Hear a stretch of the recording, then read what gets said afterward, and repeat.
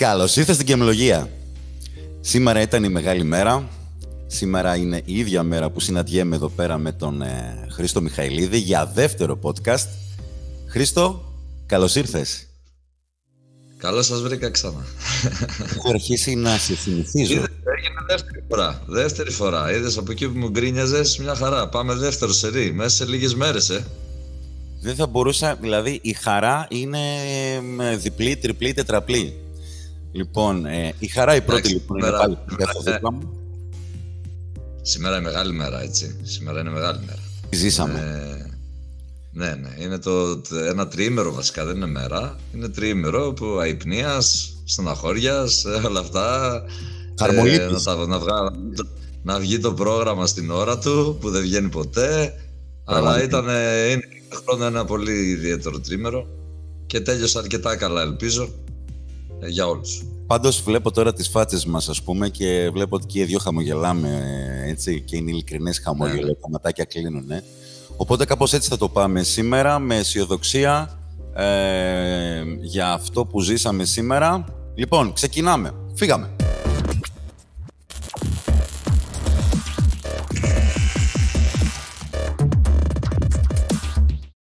Χρήστο μου και οι υπόλοιποι όσοι μας βλέπετε, όσοι και όσες μας βλέπετε, έχουμε εδώ πέρα τα θέματα, τα έχουμε βάλει κάτω εδώ με τον Χρήστο, τα έχουμε λύσει, θα κάνουμε ένα σύντομο σχολιασμό για τα θέματα. Θέλω λίγο να σε διακόψω, συγγνώμη, απλά σε περίπτωση που δείτε κανένα λαθάκι μικρό στη σημειώση ή οτιδήποτε, είναι επειδή γίνανε όλα πάρα πολύ γρήγορα, οπότε να ξέρετε, θα το διορθώνουμε λεκτικά. Αν έχει γίνει κάποιο λάθος. Μα αυτό είναι και το ωραίο σε αυτό το κανάλι. Σκοπός αυτού του καναλιού, να μας θυμίσω, είναι ότι θέλουμε να μικρύνουμε την ψαλίδα ανάμεσα στους διδάσκοντες και στους εκπαιδευόμενους, έτσι. Ότι και εμείς είμαστε άνθρωποι. Λοιπόν,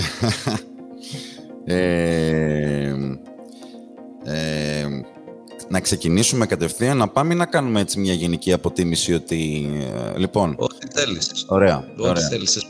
Λοιπόν, παιδιά, ήταν μια ήρεμη μέρα, ένα ήσυχο πρωινό. Sorry, Χρήστο, που ξεκίνησα εγώ, που το περιγράφω. Όχι, καλά. Θέλω και την άποψη. Δεν μιλήσαμε πολύ. Δεν τα είπαμε, όντως. Μια ήσυχη μέρα, ένα ήσυχο πρωινό, έτσι. Τα θέματα ήταν, να το πω κι εγώ, να χαρώ, διαβαθμισμένης δυσκολίας. Τώρα θα πεις αυτό το άθλιο, το είναι βατά τα θέματα, αυτό δεν το άτεχα.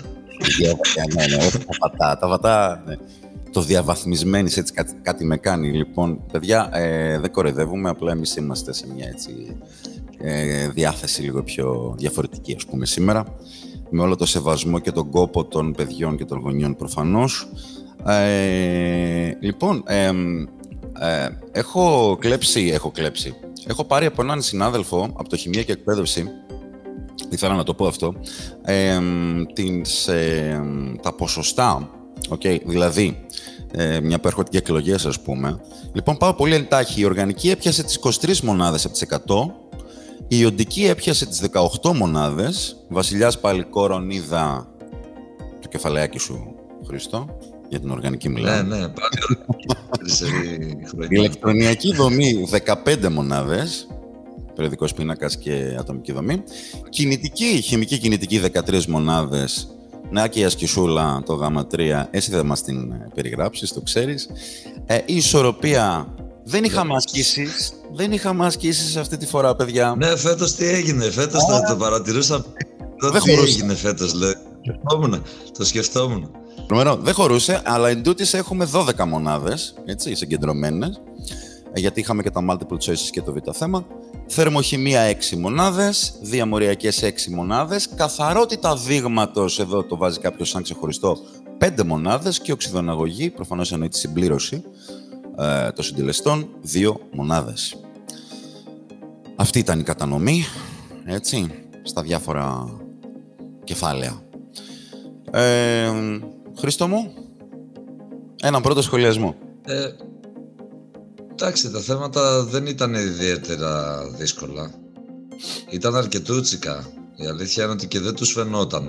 Πριν ξεκινήσουμε να γράφουμε και τα είδαμε λίγο έτσι και τα χαζέψαμε, θα φαινόταν λιγότερα, αλλά τελικά επειδή το β' θέμα έχει αρκετό γράψιμο.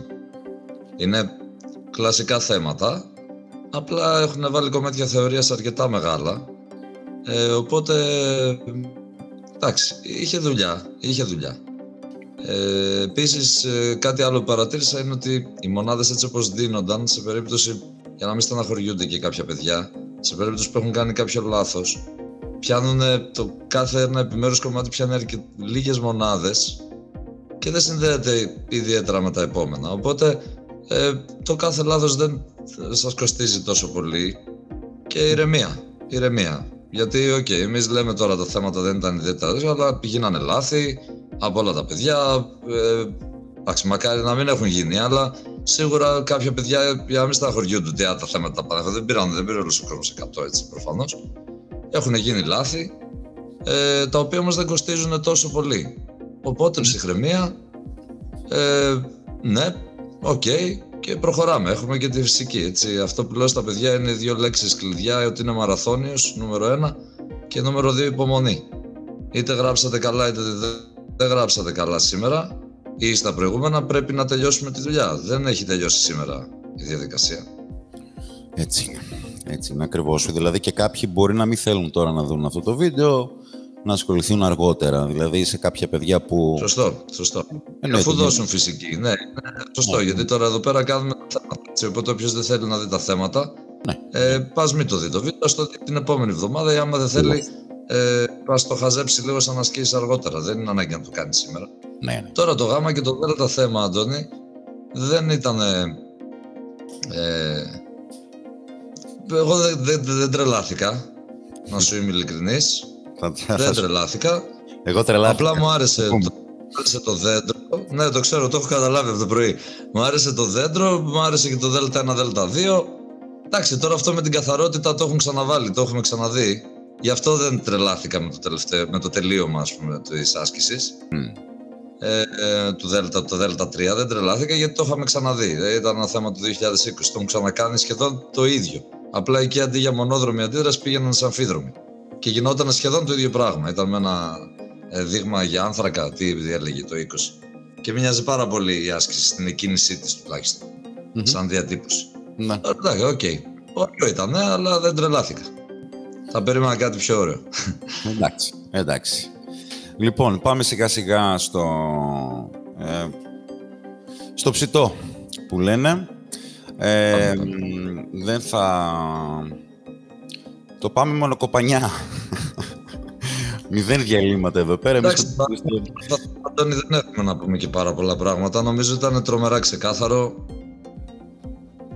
Οπότε πάμε. Χρήστο, αυτό που βλέπεις τώρα εσύ δεν το βλέπει ακόμα ο κόσμος, οπότε σε λίγο τώρα θα το βλέπει ο κόσμος.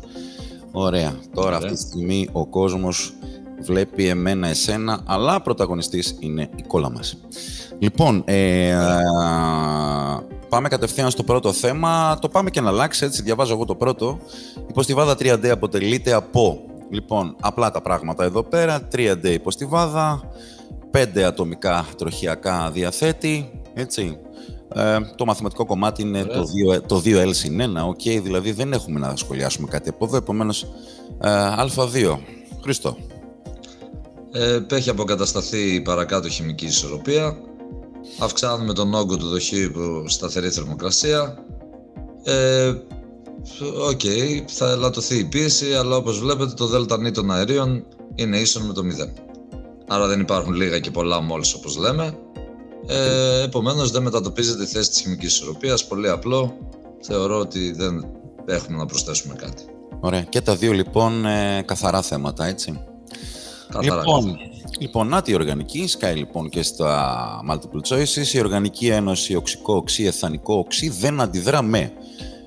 Αν πάμε δια της ατόπου επαγωγής, βλέπουμε ότι το Β, το Γ και το Δ είναι χαρακτηριστικές αντιδράσεις που δίνουν τα καρβοξυλικά οξέα. Τα ξέραμε ήδη αυτά από πέρυσι. Έτσι, και ξαφνικά σου πετάει στο Α ένα ήπιο οξυδωτικό, όπως είναι το Felling. Να σχολιάσω πάλι καλά που δεν μας βάλανε κανένα μεθανικό οξύ, οπότε να έχουμε εκεί διάφορα άλλα πράγματα. Μην το πεις. Εντάξει, πάλι με το tolerance θα όχι με το felling, οπότε είναι πάλι καθαρό. Μην πάμε εκεί. Λοιπόν, έσβησε αυτό, κλείνει παρένθεση. Επομένως, μια χαρά, με felling δεν αντιδράει το εθανικό οξύ, ούτε εδώ νομίζω κάποιος έτσι διαβασμένος δεν είχε θέμα. Εδώ. Κοίταξε τώρα, εδώ κάποιοι το χάσαμε το α4, το οποίο είναι πάλι κομμάτι θεωρίας, δηλαδή έπρεπε να είχαμε διαβάσει τους παράγοντες που επηρεάζουν ουσιαστικά την μεταβολή της ενθαλπίας. Είναι και τα τρία που βλέπετε. Η μεταβολή της ενθαλπίας, για να το διαβάσω, μιας αντίδρασης εξαρτάται. Εξαρτάται και από τα τρία πρώτα. Αν το διαβάσετε, είναι καθαρό κομμάτι θεωρίας, δηλαδή θα έπρεπε τα παιδιά να το είχαν διαβάσει από μέσα. Ακριβώς. Και προφανώς η σωστή απάντηση είναι το δέλτα όλα τα παραπάνω. Δηλαδή δεν έχουμε να εξηγήσουμε και πάρα πολλά. Γι' αυτό είπα ότι είναι το α θέμα είναι πάρα πολύ καθαρό. Θέλω λίγο να σχολιάσω κάτι σε αυτό, γιατί τώρα μου θύμισες που λέγαμε στο προηγούμενο podcast, ας πούμε, την προηγούμενη εβδομάδα, περί θεωρίας, έτσι.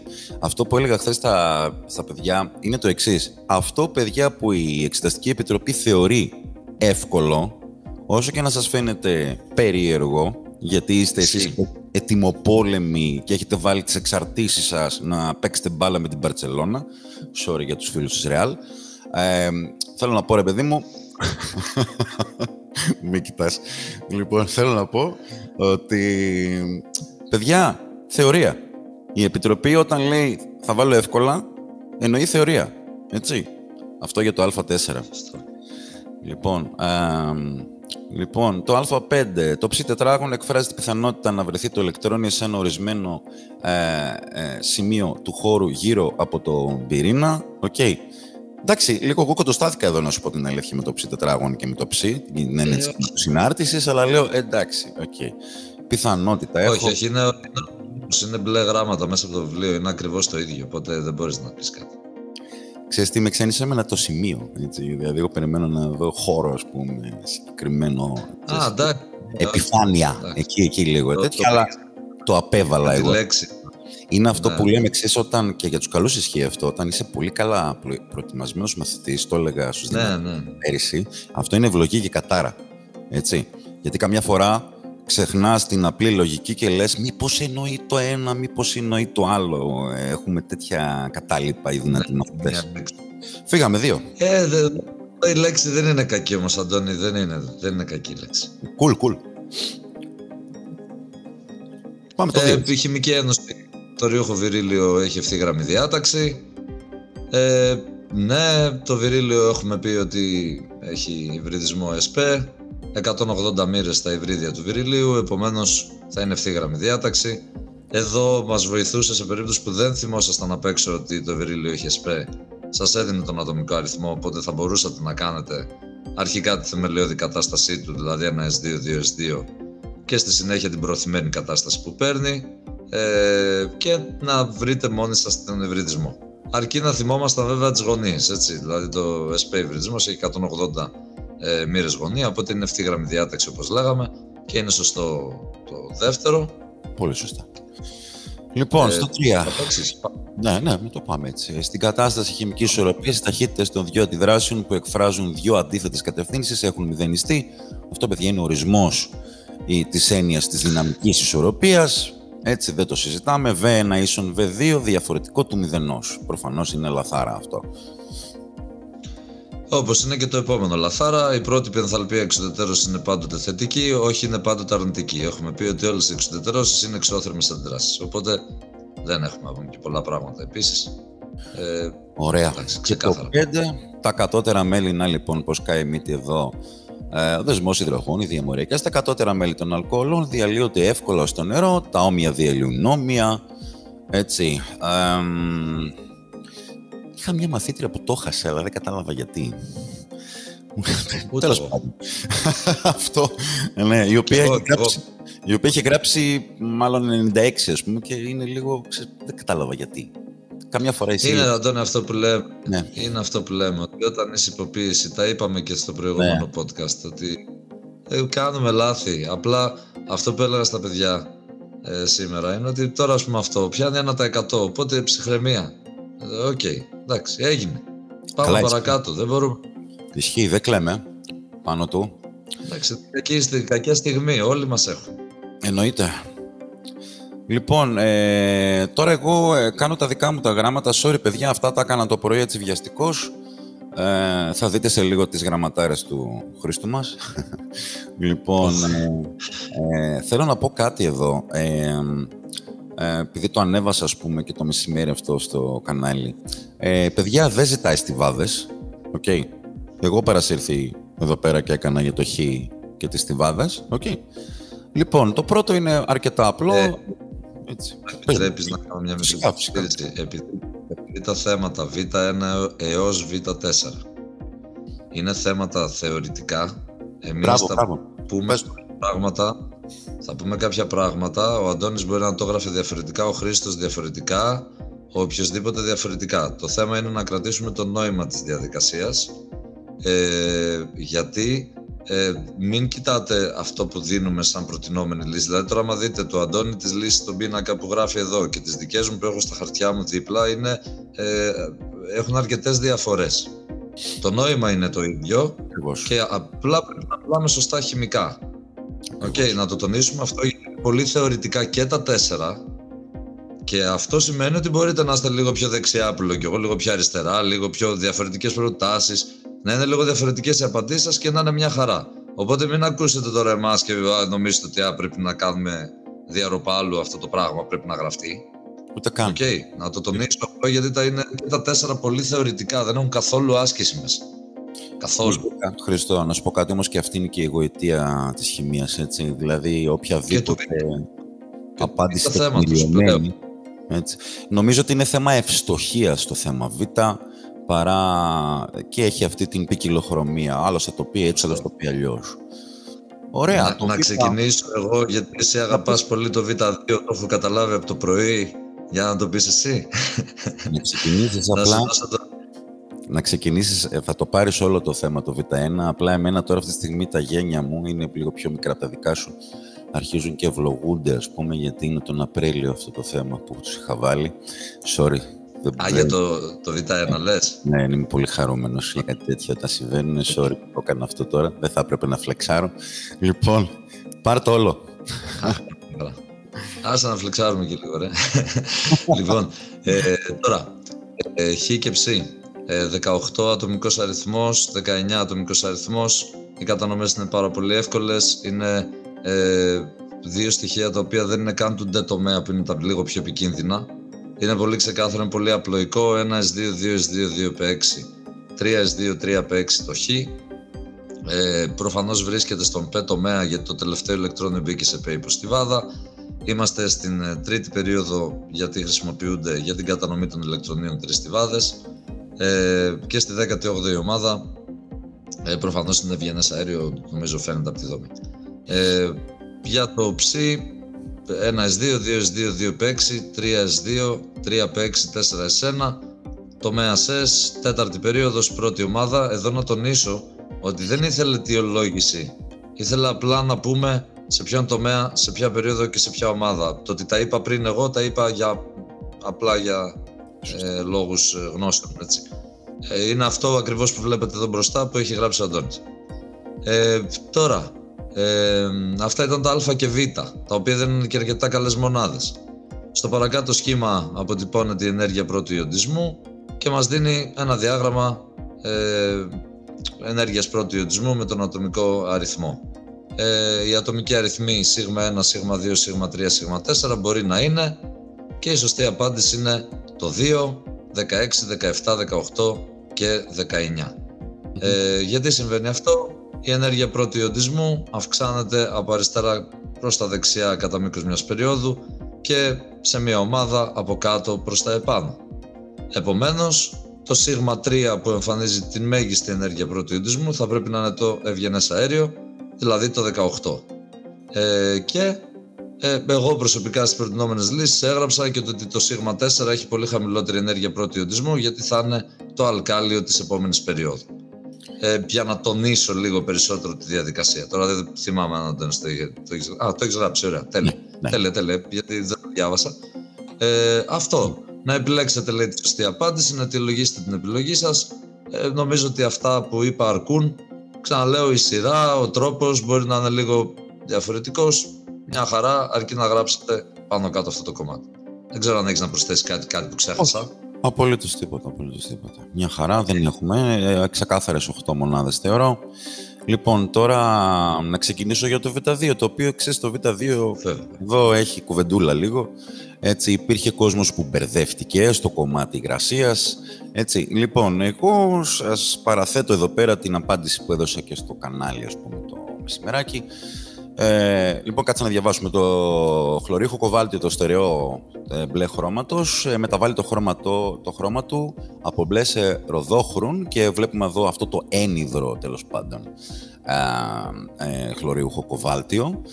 Μπέρδεψε κόσμο αυτό, παρόλο που αυτή είναι και η άσκηση του σχολικού, έτσι, αν δεν κάνω λάθος. Έτσι, αλλά έπαιξε πολύ σχολικό εδώ. Δεν θυμάμαι κάτι μου θυμίζει εμένα, αλλά δεν το θυμάμαι. Υπάρχει στα γνωστά βοηθήματα, τώρα μην τα πούμε. Okay. Λοιπόν, και έτσι όπως εγώ το αντιλαμβάνομαι, φυσικά το Υπουργείο θα δώσει εντολές και μοριοδότησης και τρόπου απάντησης. Λοιπόν, σε συνθήκες υψηλής υγρασίας, τι σημαίνει υψηλή υγρασία όπως έχουμε σήμερα? Έτσι, έχουμε την συγκέντρωση των υδρατμών. Η υγρασία είναι ο υδρατμός, αέριο, νεράκι. Σε υψηλές λοιπόν τιμές τέτοιες, έτσι, τι συμβαίνει με το Λεσαντελιέ? Εγώ επιστράτευσα Λεσαντελιέ και μετά θα μου πεις και εσύ τη δική σου οπτική. Με βάση την αρχή Λεσαντελιέ, η θέση ισορροπίας, έτσι, μετατοπίζεται προς τα δεξιά. Δηλαδή, τι λέμε? Όταν έχουμε ένα στερεό, αυτό εδώ τη σκόνη, η οποία είναι μπλε όταν την παίρνεις από το δοχείο της, έτσι. Αν βρεθείς σε ένα χώρο στο οποίο υπάρχουν πάρα πολλοί υδρατμοί, εννοώ ως προς τη συγκέντρωση, τότε με βάση την αρχή Λεσαντελιέ μετατοπίζεται προς τα δεξιά και συνεπώς βλέπουμε να παρατηρείται αυτή η αλλαγή του χρώματος. Ανέλαβε εδώ, Χριστό, δώσ' μου τη δική σου οπτική, γιατί κάποιοι λένε ότι δεν χρειαζόταν και Λεσαντελιέ. Το ευχάριστο είναι ότι και στις δύο οπτικές γωνίες που έχουμε είναι το ίδιο το αποτέλεσμα. True. Οπότε θεωρώ ότι ό,τι και να γράψουν τα παιδιά, θεωρώ ότι δεν θα είναι λάθος. Μπορούσε να σημαίνει και ότι να μην χρειάζεται το Λεσαντελιέ, δηλαδή να μην είναι από ισορροπία ότι αυξάνεται η υγρασία και η ισορροπία δίνοντας να αναιρέσει τη μεταβολή μετατοπίζεται δεξιά. Θα σου πει ότι εγώ βάζω αυτή τη στερεή ένωση και έχει πολύ υγρασία, δηλαδή έχουμε νερό, γκάς μέσα στο δοχείο. Οπότε η V1 έχει τιμή, η V2 δεν έχει και πάω δεξιά. Ακριβώς. Το ακούω αυτό. Μέχρι να αποκατασταθεί η ισορροπία. Ναι. Βλέπετε λοιπόν, παιδιά, ακόμα και δύο χημικοί, έτσι δίνουμε μία ποικιλία εδώ προς την απάντηση αυτή. Τώρα τι εντολές... Δεν είναι πρόβλημα αυτό, γιατί το αποτέλεσμα είναι το ίδιο. Δηλαδή, είτε μιλήσουμε από ισορροπία, δεν το ξεκαθαρίζει δηλαδή. Δεν μπορώ να καταλάβω με τη διατύπωση αν λέει, εδώ που λέει βασιζόμενη στην παραπάνω ισορροπία, εννοεί την ισορροπία την αντίδραση ή εννοεί ότι είμαστε σε ισορροπία και ότι θα πρέπει να κάνουμε Λεσαντελιέ? Ισχύει. Είναι λίγο. Απλά το θέμα μας είναι ότι σίγουρα πηγαίνουμε προς τα δεξιά, οπότε νομίζω εξηγείται σχετικά εύκολα και με τον ένα και με τον άλλον τρόπο. Ναι, ακριβώς. Ναι.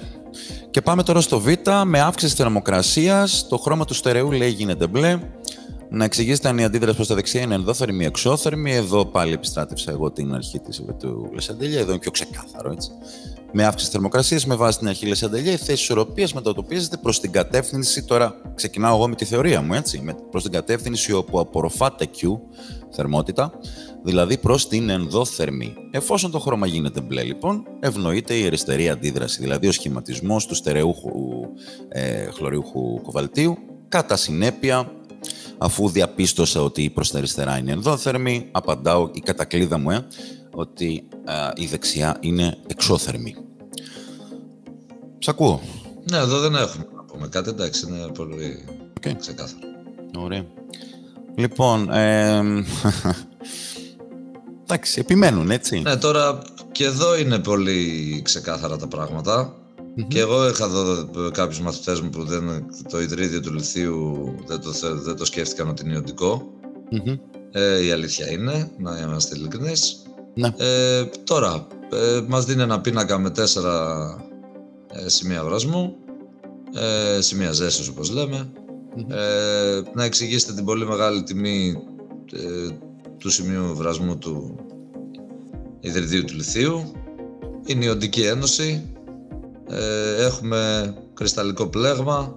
Υπάρχουν ισχυρότατες δυνάμεις ηλεκτροστατικής φύσης, δυνάμεις Κουλόμπ μεταξύ των ιόντων του κρυστάλλου.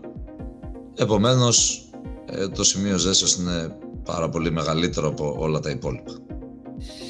Στη δεύτερη ερώτηση, να εξηγήσετε γιατί το υδροφθόριο έχει μεγαλύτερο σημείο βρασμού από τα άλλα υδραλογόνα. Το έχουμε πει πάρα πολλές φορές, αναπτύσσονται δεσμοί υδρογόνου, σε αντίθεση με το υδροχλώριο και με το υδροβρώμιο, που έχουμε μόνο Λόντον και διπόλου-διπόλου που το γράφεις από κάτω. Οπότε οι δεσμοί υδρογόνου είναι ισχυρότεροι, όπως ξέρουμε, από τις δυνάμεις Van der Waals, οπότε έχει μεγαλύτερο σημείο ζέσεως από τα άλλα δύο. Και πάμε στο τρίτο, να εξηγήσετε γιατί το υδροβρώμιο έχει μεγαλύτερο σημείο βρασμού από το υδροχλώριο. Εδώ στο υδροχλώριο, καταρχήν, ναι, ας ξεκινήσουμε από τα βασικά. Το υδροχλώριο και το υδροβρώμιο εμφανίζουν διπόλη κυρωπή. Επομένως έχουν δυνάμεις Λόντον και διπόλου-διπόλου και οι δύο περιπτώσεις.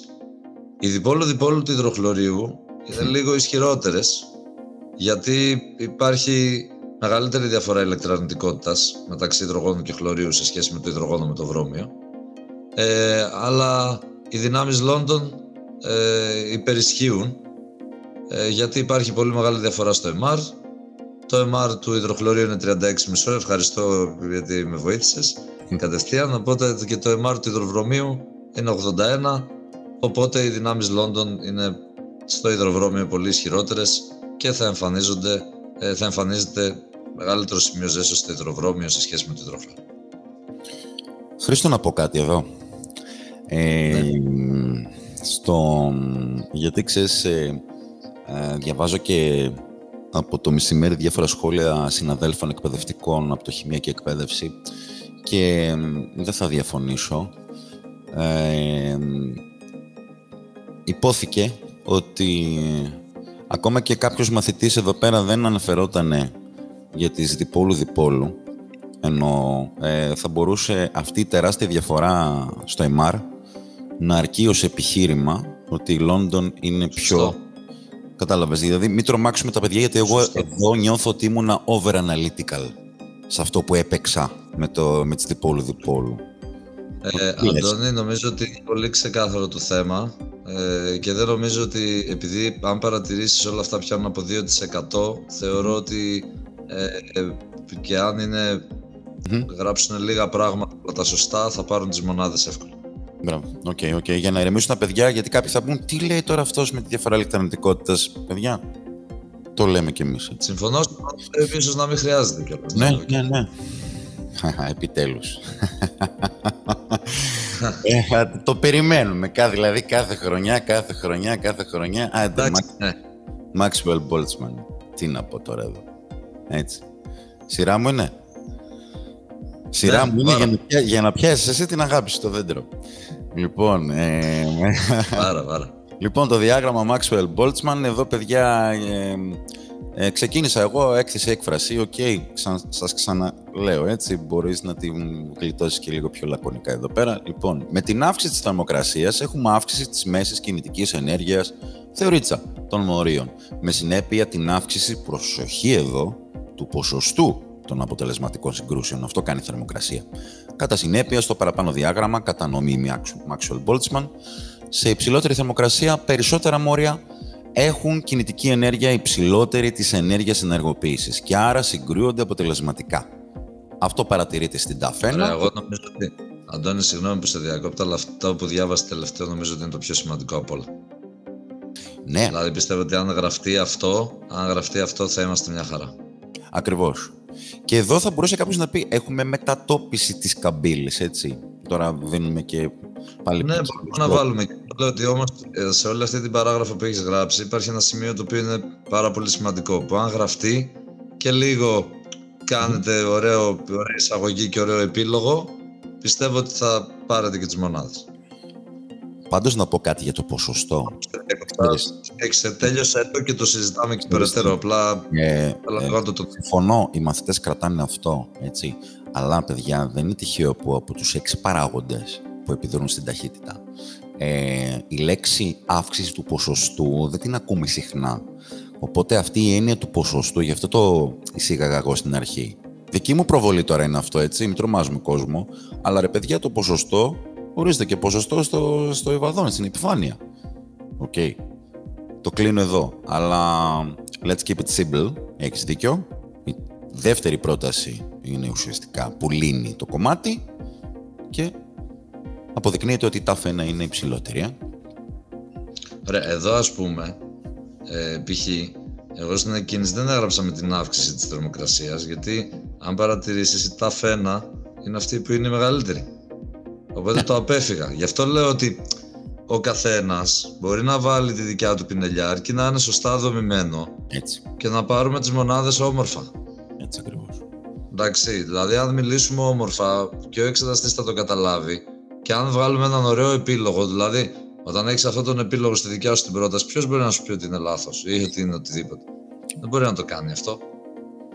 Ναι. Απλά να είναι σωστά δομημένο, να είναι ωραία γραμμένο. Ναι. Ωραία. Και αυτά ήταν τα πρώτα δύο θέματα. Ωραία, κυλήσαν. Όχι τώρα, το πρωί. Μια χαρά, μια χαρά.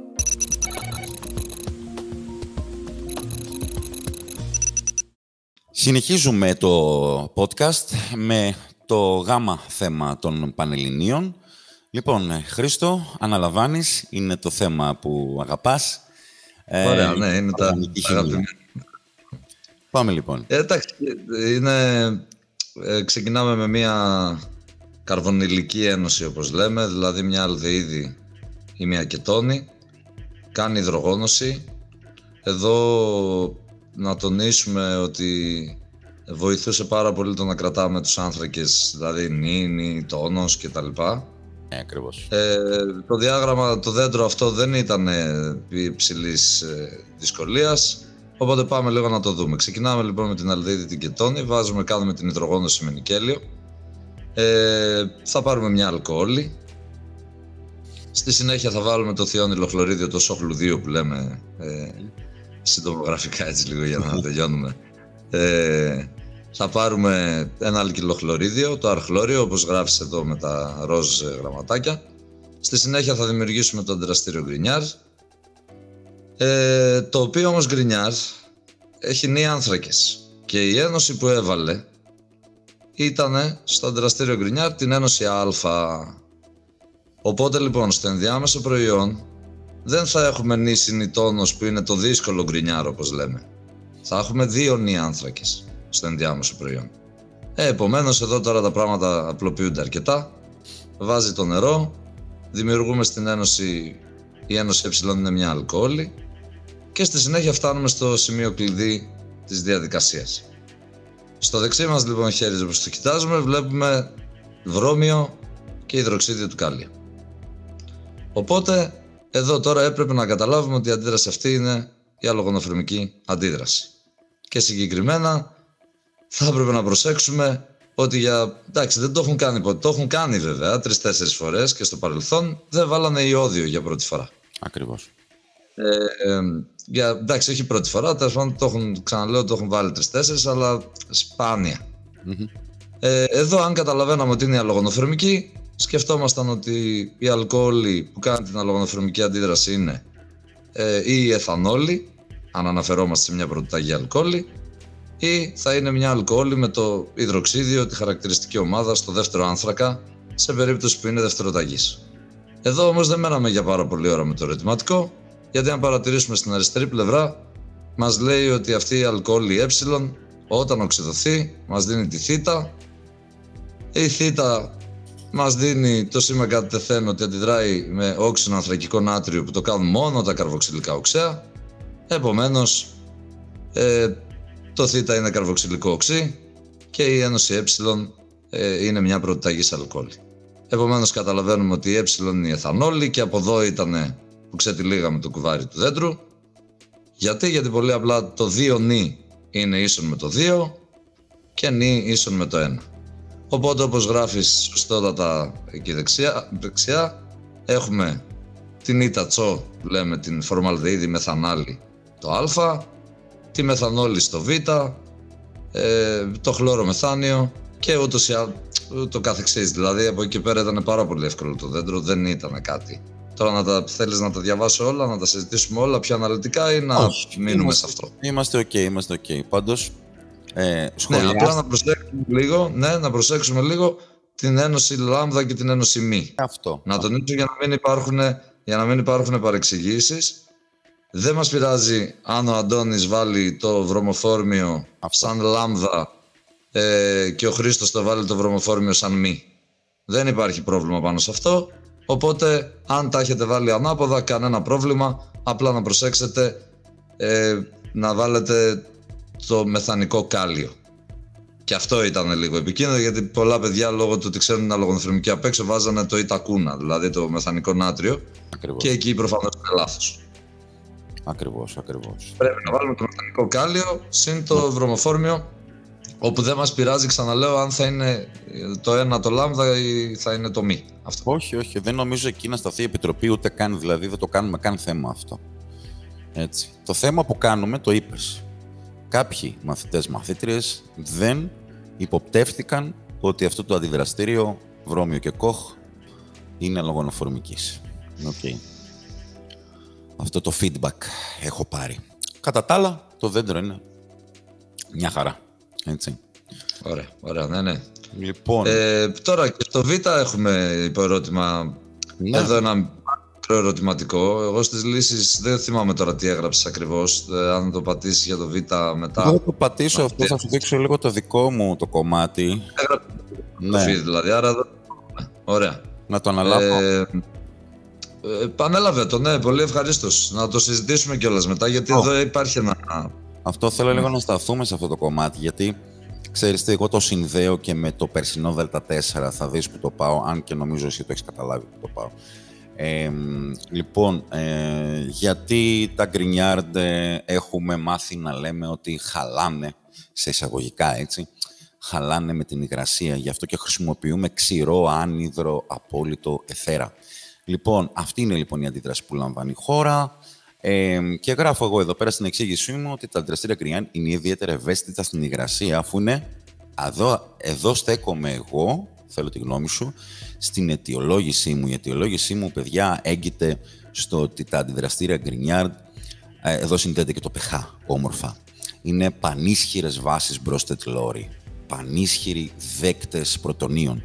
Γι' αυτό ακριβώς με το νερό αντιδρούν μονόδρομα και παράγουν το πολύ ασθενές συζυγίας τους οξύ, μεθάνιο, αλκάνιο γενικότερα. Έτσι, ωραία.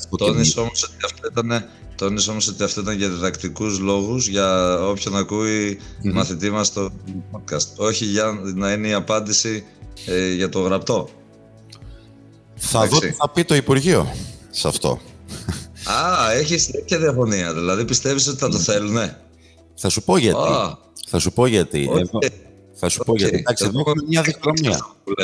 Περίμενα, να ξέρεις. Ξέρεις γιατί το λέω.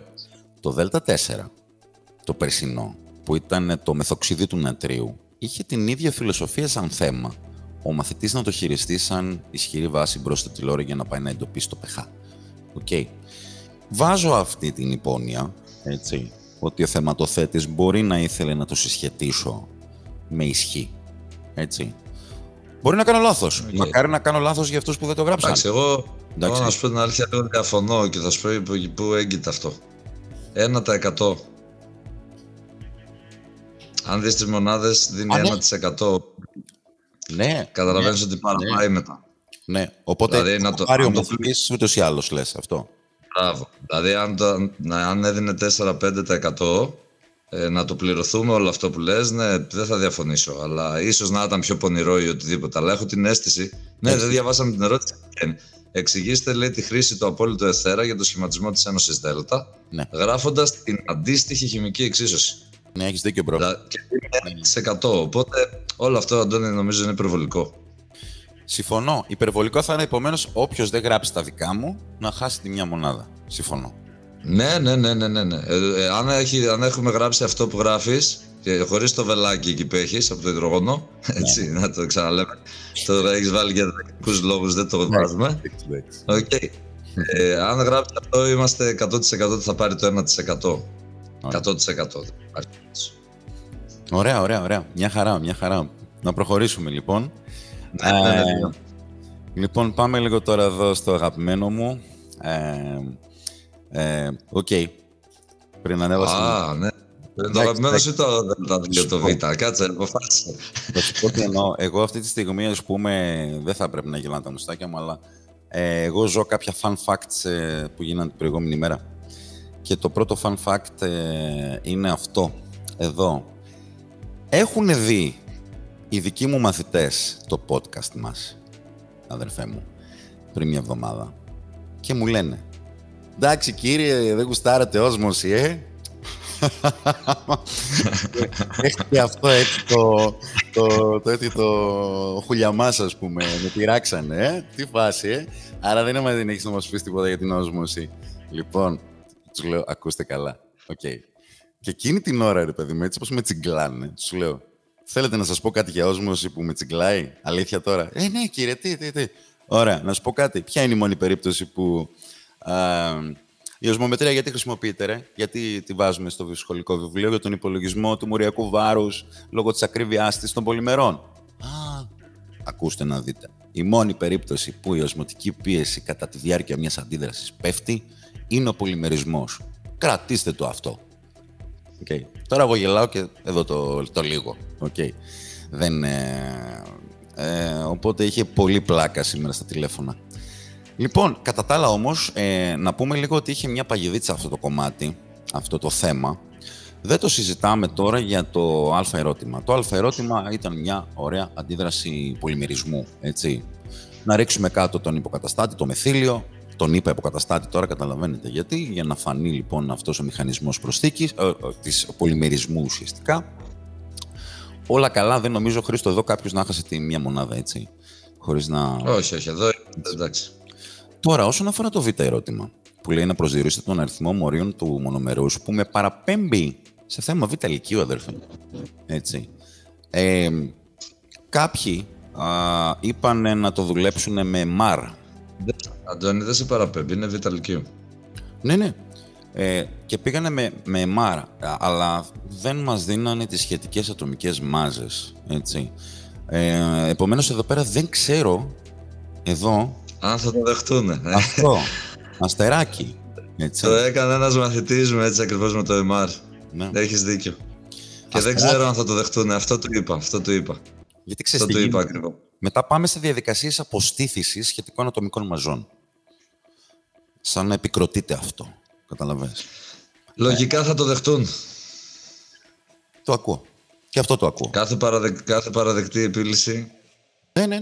Είναι και σωστή. Οπότε λογικά θα το δεχτούν. Κατέληξε και βρήκε ο άλλος 1000 μόρια. It's okay. Επομένως, εφαρμόζουμε τον νόμο Van Hoff για το πολυμερές. Έτσι, πάω και υπολογίζω εγώ τα μολ και κάνω μια απλή στοιχειομετρία. Έτσι. Τα νη μολ μονομερούς παράγουν ένα μολ πολυμερούς.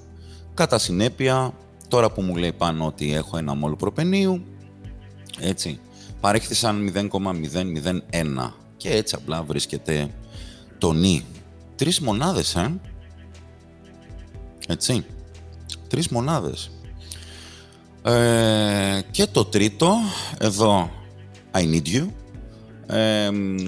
Να πείτε τον υβριδισμό και όλα αυτά, να περιγράψετε τους υβριδισμούς. Εμένα η αιτιολόγησή μου έμεινε στο να πω, κάτσε είναι και η άλλη σελίδα που αφορά το πολυμερές, έτσι. Στο ότι οι άνθρακες που κάνουν, ο αριθμός των υβριδικών τροχιακών ουσιαστικά καθορίζεται, ταυτίζεται με τον αριθμό των σίγμα δεσμών με βάση τη θεωρία δεσμού σθένους, έτσι, που κάνουν οι άνθρακες. Και εκεί έμεινα εγώ σαν αιτιολόγηση. Δεν ξέρω, τι γνώμη έχεις? Αντώνη, εγώ στην αιτιολόγηση που έγραψα, τα έχεις κιόλας, Ναι. Αν θυμάσαι, έγραψα ότι στο μονομερές οι 2 άνθρακες που συμμετέχουν στο διπλό δεσμό, επειδή πρέπει να σχηματίσουν έναν δεσμό π, θα έχουν S-πεδίο υβριδισμό και ο άνθρακας το C3 που λέμε, ο τρίτος άνθρακας που συμμετέχει μόνο σε απλούς, ότι σχηματίζει μόνο σίγμα, οπότε θα έχει SP3. Δεν έγραψα κάτι άλλο. Ναι, απλά και εξάστερα. Γιατί πάλι είναι αυτό που σου λέω, δηλαδή, αν παρατηρήσεις, πάλι δίνει 1% να γράψει τα υβρίδια, τον υβριδισμό του άνθρακα, τέλος πάντων, για να μιλάω λίγο πιο... και 1% η αιτιολόγηση. Ναι.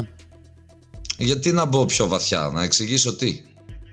Ισχύει, φίλε. Και κατ' επέκταση, στο δεύτερο, και έβαλα μια τελίτσα από κάτω, στο πολυμερές, στη συνέχεια, επειδή σπάει ο διπλός δεσμός που υπάρχει μεταξύ των ανθράκων και οι τρεις άνθρακες σχηματίζουν μόνο σίγμα δεσμούς, επομένως είναι και οι τρεις άνθρακες εμφανίζουν υβριδισμό SP3.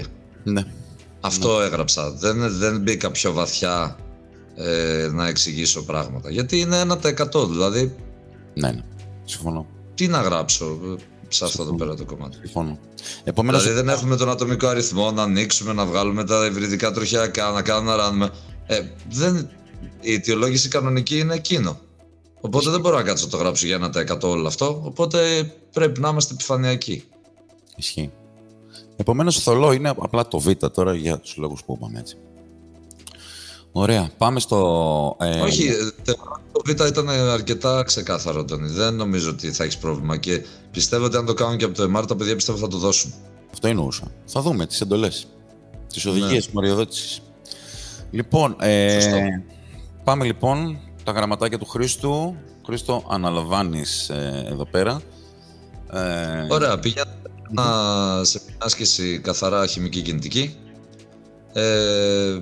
Είναι μια ετερογενής αντίδραση. Έχουμε στερεό που είναι το Χ.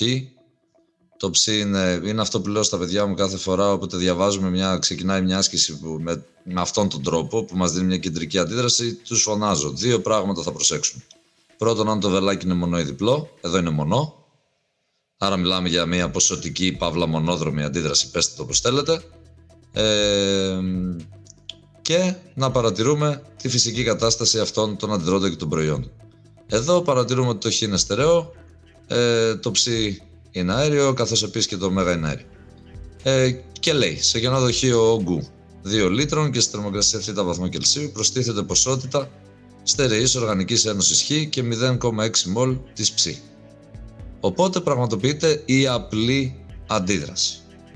Εξαιρετικά σημαντικό, γιατί από αυτή την ατάκα μπορούμε να βγάλουμε τον νόμο της ταχύτητας.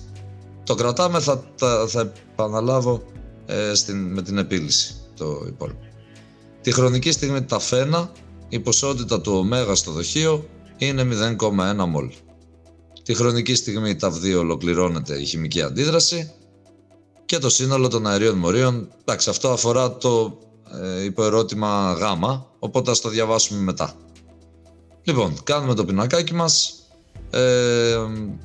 Μη έβαλα τα moles, γιατί εδώ μας χαλάσανε τις γνωστές μεταβλητές χ-ψ-ω που βάζουμε. Βάζοντας την αντίδραση χ-ψ-ω επάνω μας το χάλασαν, οπότε ψάχναμε γράμματα να βάλουμε. Οπότε έβαλα μία αρχικά στο ένα, 0,6 στο άλλο, μείον λάμδα, μείον 2 λάμδα, συν λάμδα για το ω και κατεβάζουμε στην τελική μας κατάσταση μη μείον λάμδα, 0,6 μείον 2 λάμδα και λάμδα που είναι το ω που είναι το προϊόν μας. Στη στιγμή ταφένα μας έδωσε κάτι πάρα πολύ εύκολο, μας έδωσε απευθείας το λάμδα, δηλαδή δεν μας ταλαιπώρησε καθόλου. Οπότε, πάμε να δούμε τι μας ζητάει η άσκηση. Να υπολογίσουμε, λέει, τη στιγμιαία ταχύτητα τη στιγμή ταφένα. Ωραία. Άρα πρέπει να πάμε με τον νόμο της ταχύτητας. Καταλαβαίνεις γιατί. Έτσι, εφόσον την ατάκα είναι η απλή αντίδραση, οπότε ο νόμος της ταχύτητας είναι Elevation με K επί το ψ ή στο τετράγωνο. Το β φένα θα είναι ίσον με το K επί τη συγκέντρωση του ψ ή στο τετράγωνο στην στιγμή τα φένα. Την K όπως βλέπετε μας τη δίνει από κάτω και κάνουμε απλές πραξούλες για να τελειώσουμε τη δουλειά. Το β ερώτημα είναι ακόμη πιο εύκολο. Γιατί μας λέει να υπολογίσετε τη στιγμιαία ταχύτητα κατανάλωσης του ψ. Εδώ τώρα παίζουμε λίγο, περιμένουμε να δούμε τι θα πει, γιατί ο τύπος είναι ίδιος είτε σε ένα χρονικό διάστημα είτε σε μια στιγμή, αλλά το ξεκαθαρίζει πάρα πολύ έντονα τη στιγμή τα φένα. Άρα λοιπόν στο Β η ταχύτητα κατανάλωση του ψ, όπως γράφω στιγμή ταφένα, είναι από ένα πολύ απλό τύπο. Το V στο ταφένα θα είναι V του ψ δια 2 και βρίσκουμε το V του ψ επίσης πάρα πολύ εύκολα, μαθηματικά δηλαδή δεν υπάρχει πρόβλημα. Εδώ να τονίσω λίγο κάτι ως προς τις μονάδες της ταχύτητας. Γιατί κάποιοι με ρώτησαν είναι second ή mini, τι κάνω, και τους θύμισα ότι κοιτάξτε τι δίνει στην κάπα. Ακριβώς. Στην κάπα το δίνει σε second, οπότε να το βάλουμε σε second. Το λέω γιατί μπορεί το ίδιο παράπονο να το έχουν και άλλα παιδιά που ακούνε αυτήν την διαδικασία. Ναι. Τώρα, λέει, πάμε να διαβάσουμε το γάμο ερώτημα. Να υπολογίσετε τη σύσταση όλων των σωμάτων τη χρονική στιγμή ταυ2. Στο ταυ2 μας λέει πιο πάνω ότι η αντίδραση αυτή ολοκληρώνεται. Όπα, βασική αρχή χημικής κινητικής. Αλλάζει χρονικό διάστημα, αλλάζω πινακάκι. Και μεταβλητή στην μεσαία στήλη στο αντιδρόν παράγοντα. Οπότε λοιπόν, ξανακάνουμε ένα πινακάκι, βάζουμε μείον ζ, μείον 2 ζ και συν ζ και πηγαίνουμε στην τελική μας κατάσταση. Τώρα, τι μας δίνει εδώ πέρα? Μας λέει ότι τα μόλς των αερίων είναι 0,4 μόλς. Οπότε επίσης πάρα πολύ εύκολο, τη γράφω τη σχέση από κάτω, τα αέρια είναι τα μόλς της του ψ μάλλον και του ωμέγα, οπότε 0,6 μείον 2 ζ συν ζ θα είναι ίσο με το 0,4. Από εδώ αν κάνετε πολύ απλές πράξεις, δηλαδή δεν υπάρχει πρόβλημα, βγαίνει ότι το ζ είναι 0,2 και εδώ τώρα είναι το μικρό σημείο που έπρεπε λίγο να προσέξουμε. Λίγο, ένα τσίκ, όχι κάτι το φοβερό. Μας ρωτάει να βρούμε τη σύσταση των σωμάτων όταν τελειώνει λοιπόν η αντίδραση. Και παρατηρούμε, βάζοντας λοιπόν αυτό το ζ ότι είναι 0,2, παρατηρούμε ότι τα μόλς της ψ είναι 0,2 μόλ και τα μόλς του ωμέγα που είναι το προϊόν βέβαια είναι επίσης 0,2 μόλ. Τώρα, άρα το ψ είναι σε περίσσια. Έτσι. Και κάποιος πρέπει να είναι σε έλλειμμα. Ακριβώς. Οπότε στο ταυ2, όπως γράφω από κάτω, η αντίδραση ολοκληρώνεται, οπότε το χ θα πρέπει να είναι αυτό που τελειώνει. Ακριβώς. Τώρα θα μου πει κάποιο, ρε Χρήστο, αφού θέλει τη σύσταση στο ταυ2 και το χ δεν έχει μόλς, οπότε γιατί να το γράψω? Οκ, πάλι πάω πάσο και περιμένω να δω λίγο τις απαντήσεις που θα μας προτείνουν. Ναι, αλλά άμα δεν θα πρέπει να μιλήσει καθόλου για το χ αυτό σου. Έτσι. Δεν ξέρω, από τη στιγμή που τα μόλις είναι 0, γιατί να μιλήσω? Κατάλαβες πως το κάνω το δικηγόρο του διαβόλου τώρα, έτσι, πάω λίγο... Ναι, υποτίθεται όμως ότι από πριν έχει εξασφαλίσει, έχει γράψει στο γραπτό του ότι είναι σε έλλειμμα, έτσι. Κάτι έχει πει. Αυτό εννοώ. Ναι, οκ, εντάξει. Κατάλαβες πως το λέω, με ποια έννοια? Ότι πάλι δηλαδή εδώ τώρα αν δεν το γράψετε κιόλας, πάλι μπορεί να το πάρουμε, πάλι μπορεί να μην το πάρουμε, θα δούμε. Εγώ τώρα γελάω πονηρά. Πάντως, αν γράψετε αυτή την κουκίδα που έχω βάλει από κάτω, δηλαδή στο tab 2 αντίδραση ολοκληρώνεται, οπότε το χ είναι σε έλλειμμα, άρα είναι 0, είστε εξασφαλισμένοι 100%. Τώρα, στο υπόλοιπο, σ' ακούω, δεν έχω θέμα. Πες μου τι θες. Γελάω πονηρά, δεν λέω κάτι. Κάνω μια ερώτηση. Κάποιος που για να λύσει αυτή το γάμα ερώτημα έκανε διερεύνηση, είναι σωστός? Τι εννοείς? Όχι. Τι καταλαβαίνεις? Όχι. Ευχαριστώ, Χριστό. Προχωράμε. Όχι, δεν χρειάζεται. Εντάξει, όλα καλά. Μου απάντησες. Λοιπόν, προχωράμε. Δεν ξέρω γιατί, θα ξέρεις, δεν ξέρω ποιος το έκανε, ειλικρινά, δεν ξέρω, οπότε σε πιστεύουμε για να το λες μαζί σου. Πάμε. Θα πούμε off the record. Λοιπόν... οκ. Άρα κάτι υπάρχει, καλά κατάλαβα. Ναι, πολύ καλά κατάλαβες. Λοιπόν, σε αυτό το κανάλι we spread the love, οπότε τα υπόλοιπα θα τα πούμε... Συμφωνώ. Off the record. Λοιπόν, θέμα Δέλτα. Το Δέλτα 1, λοιπόν, θα δώσω τη δική σου τη λύση, έτσι. Τα ίδια κάνουμε, απλά... Ναι, το ίδιο πράγμα. Χρήστο μου, θα σε κουράσω λίγο, θέλω πάλι εσύ να το πιάσεις αυτό το θέμα. Απλά εγώ να πω για αυτό το θέμα, ρε παιδιά, το περιμέναμε, δηλαδή, το περιμέναμε. Και όχι μόνο... Δηλαδή, δυο ασθενή οξέα. Εντάξει. Εντάξει, Αντώνη, όχι μόνο το περιμέναμε. την ομορφιά της άσκησης αυτής τη βγάλανε εκτός. Δηλαδή, το ωραίο ήταν το ότι ήταν σε 2 διαφορετικά διαλύματα αυτά τα οξέα και έπρεπε να αλλάξουμε και λίγο τις συγκεντρώσεις, να έχει λίγο μοχαβέτη. Τώρα τους τα έβαλαν και τα 2 μαζί ταυτόχρονα, μέσα στο ίδιο διάλειμμα. Οπότε θεωρώ ότι το δώσαν οι άνθρωποι, σου λέει κάποιος που ξέρει τα βασικά να το κάνει, να πάρει αυτό το 5% να ξεκινήσει θετικά το Δ1. 5 μονάδες. Δηλαδή είναι ωραία τα μαθηματικά, εντάξει, ωραία, λίγο τα μαθηματικούλια μας να προσέξουμε. Έτσι. Και να συγκρίνουμε λίγο την ψυχολογία τώρα με αυτό που είπες, δεν το είχα σκεφτεί. Δ1 φετινό, 5 μονάδες, το κιλάς καλά έχεις στο 80. Δ1 περσινό, το ρίξεις ξύλο. Οκ. Απλά το αντιπαραθέτω. Λοιπόν, πάμε στα γραμματάκια του Χριστού. Ωραία, να το εξηγήσω. Ναι. Να το ξεκινάω. Παρακαλώ. Λοιπόν, έχουμε ένα διάλειμμα στο Δ1 λοιπόν με το εθανικό οξύ 1 molarity και 0,8 molarity, τα οποία όμως είναι, όπως προείπα, στο ίδιο διάλειμμα. Οπότε οι συγκεντρώσεις είναι αυτές. Καταλαβαίνουμε ότι έχουμε 2 ασθενείς ηλεκτρολίτες, άρα όπως λέω και εγώ, επίδραση κοινού ιόντος με διπλό βελάκι. Οπότε το σήμα κατευθέν είναι το χ-ψ που λέμε. Αυτά είναι οι μικρές ιστορίες που καταλαβαίνουν τα παιδιά όταν τις συζητάμε αυτή την ιστορία. Γράφουμε τις 2 ισορροπίες, 1 μείον χ και χ-ψ. Τώρα δεν μπαίνω σε λεπτομέρειες, τα βλέπετε και λίγο μπροστά, να μην τα λέω όλα. 0,8 πλην ψ και χ-ψ. Στη συνέχεια θα πάρουμε τις 2 κάπα και όπως ξέρουμε πάρα πολύ καλά, σε αυτό το τρίκ που χρησιμοποιούμε με το χ-ψ, στο διπλό βελάκι, δεν θέλουμε να πειράξουμε τίποτα, θέλουμε απλά να ανεβάσουμε τον παρονομαστή και να αφήσουμε το χ επί το χ-ψ στην ησυχία του. Να μην του κάνουμε πράξεις. Κάνουμε αντίστοιχα και στη δεύτερη κάπα το ίδιο από κάτω, ούτως ώστε με ένα ωραίο άθροισμα κατά μέλη των 2 σχέσεων να δημιουργήσουμε την ταυτότητα χ-ψ στο τετράγωνο, που αυτά είναι τα οξόνια, να κάνουμε μια ριζούλα και να βρούμε τα οξόνια στο νούμερο αυτό, το μαθηματικό που γράφω εκεί μέσα σε ένα κόκκινο τετράγωνο. Πάρα πολύ ωραία. Θεωρώ ότι είναι ok. Ξεκάθαρο, έτσι.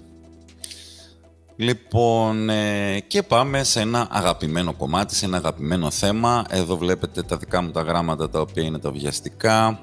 Όχι πως βελτιώνονται και μετά αν είμαι... Θέλεις μήπως να πω πάλι το Α για να πεις εσύ το Β που το αγαπάς τόσο πολύ? Ακριβώς, το Β το αγαπάω, οπότε... Λοιπόν, δεν πειράζει, δεν θέμα. Ό,τι θες. Διάβασα την εκφώνηση, περιμέναμε κάτι τέτοιο. Ομορφιά είναι η εκφώνηση αυτή, δεν θα σου πάρω το Λοιπόν, διαθέτουμε 2 υδατικά διαλύματα. Το ένα είναι αμμονίας 100 ml και 0,5 molarity. Το άλλο είναι ένα διάλειμμα υδροβρωμίου 0,1 λίτρο, 100 ml τέλος πάντων, και συγκέντρωση 1 molarity. Και πρόκειται για μια πολύ κλασική άσκηση, την οποία θα πρέπει απλά να ξέρεις το τρίκ πάλι του τι να κάνεις. Είναι το σημαντικότερο. Να υπολογιστεί ο μέγιστος όγκος ρυθμιστικού διαλύματος με pH 9, που μπορεί να προκύψει από την ανάμειξη των διαλυμάτων ψ1 και ψ2. Πολύ ωραία. Οπότε λοιπόν... Ναι, πάντα όπου θέλεις, δεν μας πειράζει. Μ' αρέσει το κοκκυράκια σου. Ναι, το γράφω επίτηδες έτσι και κάνω τον πάγκο του εργαστηρίου για να εξηγήσω στα παιδιά πάντα να κάνουν αυτή την άσκηση, ότι ο μέγιστος όγκος που μας δίνουν από αυτά τα 2 διαλύματα είναι 100 ml και 100 ml. Και το πρόβλημα της άσκησης είναι το πόσο να πάρω από το καθένα για να δημιουργήσω αυτό το ρυθμιστικό στην προκειμένη περίπτωση. Το έχουμε ξανακάνει αυτήν την άσκηση με την οσμοτική πίεση. Για να μας κατηγορούν ότι δεν μας αρέσει, να πω και εκεί ότι το είχαμε ξανακάνει αυτό το πράγμα. Εντάξει, όχι, το είπα εγώ, δεν μας αρέσει, εμένα προσωπικά τουλάχιστον. Εσύ δεν είπες τίποτα εντωμεταξύ, να το τονίσω αυτό. Εγώ τα είπα αυτά, όχι εσύ. Οπότε μη σε κατηγορούν, να στα πούν σε μένα. Λοιπόν, και έχουμε η άσκηση στην πραγματικότητα είναι με ποια αναλογία να αναμίξουμε αυτά τα 2 διαλύματα για να γίνει αυτό. Ακριβώς. Αν κάποιος το είχε κάνει αυτό είτε στην οσμοτική πίεση είτε στο pH, γιατί επίσης είναι κλασικό θέμα πανελληνίων. Έχει ξαναπέσει το 14, έχει ξαναπέσει το παλιότερα. Το ξέρουμε αυτό το θέμα. Οκ, δεν ήταν ακριβώς έτσι, αλλά η λογική είναι η ίδια. Οπότε ξεκινάμε. Κάνουμε καινούργια ποτηράκια, γιατί δεν θα πάρουμε τους συνολικούς όγκους. Θα πάρουμε έναν όγκο V1 και έναν όγκο V2. Θα βρούμε τα moles, όπως βλέπετε τώρα με κόκκινα γράμματα. 0,5 V2 είναι τα μόλις της αμμονίας και V2, V1 είναι αυτό, V1 είναι. 0,5 V1 μόλι είναι της αμμονίας και V2 είναι του υδροβρωμίου. Για να προκύψει ρυθμιστικό διάλειμμα θα πρέπει η αμμονία, δηλαδή ο ασθενής ηλεκτρολίτης μας, να είναι σε περίσσια. Κάνουμε την αντίδρασή μας προφανώς σε μόλς, έτσι. Είναι εξουδετερώση. Και στο τελικό διάλειμμα κατευθείαν βρίσκουμε τις συγκεντρώσεις των συστατικών του ρυθμιστικού διαλύματος. Η σε της βάσης είναι αυτό που βλέπετε, η σε του οξέως είναι αυτό που βλέπετε και παίρναμε το ρυθμιστικό διάλειμμα. Η διαφορά μας στις λύσεις μας που έχεις προτείνει το πρωί, αν θυμάμαι καλά, εσύ το κάνεις από τα οξόνια. Εμένα μου αρέσει να το κάνω από τα υδροξίδια για να μην αλλάζω την κάπα. Είναι το ίδιο πράγμα, να το τονίσουμε και αυτό για να μην νομίζουν τα παιδιά ότι κάνουμε κάτι διαφορετικό. Ακριβώς. Απλά πήγες από τα οξόνια και με το pH 9. Εγώ το πήγα από το pH που το δήλωσα επάνω με κόκκινα γράμματα. Επίσης να το τονίσω ότι αν πάτε να το κάνετε από το pH δίπλα στο ποτήρι που έχω ψηλά, εξηγώ ότι είμαστε στους 25 βαθμούς Κελσίου, να το τονίσω και αυτό. pH συν pH 14, οπότε pH είναι ίσον με 5. Άρα είμαστε super, το τα έχουμε δηλώσει όλα, οπότε μπορούμε να πάρουμε κατευθείαν τα υδροξίδια. Εμένα γενικά δεν μου αρέσει να αλλάζω την κάπα. Οπότε, ανάλογα με το τι κάνω, πηγαίνω από τα οξόνια από τα υδροξίδια, δηλαδή πηγαίνω random. Δεν το αλλάζω. Το ακούω. Λοιπόν, οπότε παίρνω τον τύπο αυτόν, βγαίνει η αναλογία ότι V1 προς V2 θα είναι 4 προς 1. Έτσι λοιπόν, το διάλειμμα το οποίο είναι σε μεγάλη αναλογία, που έχει το 4 όπως λέω κάθε φορά, θα το πάρουμε ολόκληρο. Θα πάρουμε και τα 100 ml του, αυτό γράφω από κάτω, από το V1 θα πάρουμε και τα 100 ml και από το V2 θα πάρουμε το 1/4 αναλογικά σε σχέση με τα 100 ml του άλλου. Οπότε 0,025 λίτρα. Επίσης η διαφορά μας στη δεύτερη, για να μην μπερδέψουμε τα παιδιά, είναι ότι εσύ το έβρισκες σε ml, εγώ το έκανα σε λίτρα πρώτα και μετά σε ml. Οπότε είναι μικρές οι διαφορές, αλλά το αποτέλεσμα είναι ακριβώς το ίδιο. Κανένα πρόβλημα. Οπότε λοιπόν κλείνοντας, Vmax, ο μέγιστος όγκος του ρυθμιστικού διαλύματος θα είναι V1 συν V2, θα είναι ίσον με 0,125 λίτρα ή αλλιώς 125 ml. Αυτό. Πολύ ωραία, πολύ ωραία. Εδώ θα δει ότι το Δ1 και Δ2 το α. Χριστό, ξαναπέστε, δεν ακούστηκε. Έκανες μια διακοπή. Οπότε λέω ότι το Δ1 και το Δ2 το α είναι δύο κλασικά θέματα pH. Καλές μοναδούλες, μια χαρά. Οπότε θέλω να πιστεύω ότι τα παιδιά τα πιο πολλά το κάνανε και ήταν καλά θέματα pH, κλασικά θέματα δηλαδή. Παίξε τώρα εσύ το αγαπημένο σου. Λοιπόν, εγώ πάω τώρα πίσω στο Β, δηλαδή, ουσιαστικά που μας λέει για τον δείκτη και εδώ ήταν surprise για κόσμο, έτσι. Προσθέτουμε δηλαδή σε αυτό το διάλειμμα το ρυθμιστικό σταγόνες του δείκτη, μας δίνει την κάπα α του και μας ζητάει τον βαθμό ιοντισμού. Και τώρα, πάλι σήμερα είναι η μέρα για τα μουστάκια. Πάλι όμως από το podcast μας ξεκίνησε όλο αυτό. Ξέρεις, αρχίζω και μιλάω σαν superstitious αρχίζω και μιλάω, γιατί για κάποια φάση μιλούσαμε και σε έχω διακόψει και μιλάμε για τις προσεγγίσεις και σου λέω προσεγγίσεις ρε παιδί μου και μόνο στο δείκτη και σου λέω αγαπημένος μου δείκτης, ξέρω εγώ. Χθες λοιπόν στα παιδιά, κύριε προσεγγίσεις, λέω ρε παιδιά, χωνέψτε το. Προσεγγίσεις έχουν να πέσουν το 89. Χωνέψτε το αυτό. Δεν είναι και το θέμα. Έτσι. Στην τελική, η μόνη περίπτωση στην οποία δεν ισχύουν οι προσεγγίσεις είναι όταν έχεις δείκτη. Όταν δηλαδή ο δείκτης φιλοξενείται, εγώ έτσι το λέω, φιλοξενείται σε ένα διάλειμμα. Είναι τόσο μικρή η συγκέντρωση του δείκτη. Στην τελική το ΚΑ δια ΣΕ έχει ξεφύγει, να το πω έτσι. Okay. Οπότε εδώ είναι και όλο το κόνσεπτ, γιατί ξέρεις τι, κακά τα ψέματα. Ο κόσμος περιμένει πηλίκο βασικής προσόξινης μορφής. Έτσι. Δεν περιμένει ποσοστό ιοντισμού. Σωστά. Ή το ανάποδο. Να το δίνουν και να ψάχνεις το pH. Ακριβώς. Έτσι. Οπότε, μέσα είναι τη ρήμη του λόγου, λοιπόν, μπαίνουμε και κάνουμε και αυτό το κομμάτι. Κοιτάξτε, το πινακάκι αυτό που έκανα εγώ, το έκανα λίγο πιο έτσι. Τα γράψα όλα. Ήθελα απλά να δείξω ότι όσον αφορά τα οξόνια, έτσι, θα το πω όπως το λέω στην τάξη, ποιος είσαι εσύ, ρε δείκτη, ώστε να μας αλλάξεις τα οξόνια του διαλύματος. Δηλαδή, όσον αφορά το 10 στη μείον 9 συν ωμέγα, έτσι, δεν το συζητάμε ότι θα είναι ικανές οι 3 σταγόνες του δείκτη ώστε να μας αλλάξουν το pH. Γι' αυτό και τα οξόνια εδώ είναι 10 στη μείον 9. Είναι θέμα ρύθμισης pH, όπως λέμε σε κάποιες ασκήσεις.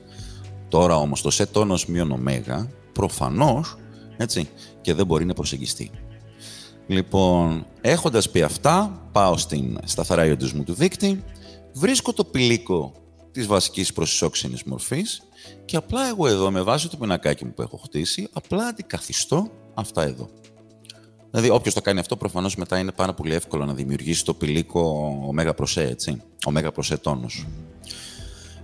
Αυτό είχα να σχολιάσω. Νομίζω ότι αυτές οι 5 μονάδες... Απλά πάλι παρατήρηση, γιατί όταν αγαπάμε κάτι πάρα πολύ και το αναλύουμε πάρα πολύ, να ξέρουν τα παιδιά ότι όλα αυτά που είπες στην εκκίνηση δεν χρειάζονται. Το ξαναλέω. Ναι, οκ. Ναι. Δηλαδή, η γνώση... στη λύση που γράφω... Εντάξει. Ναι, άσε με εγώ να το λέω ή εσύ να το λες και να μου το λες όταν το κάνω κι εγώ.